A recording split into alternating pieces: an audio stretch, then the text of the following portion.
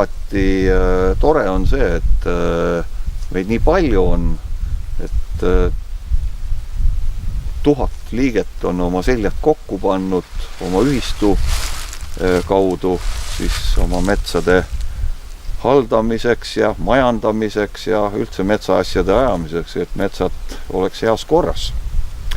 Ja 1000 liikmele mul on väga hea meel üle anda meie kogu liikmeskonna poolt väike kingitus ka, et 1000 liikmetele 1000 metsapuutaime vabalt valitud ajal.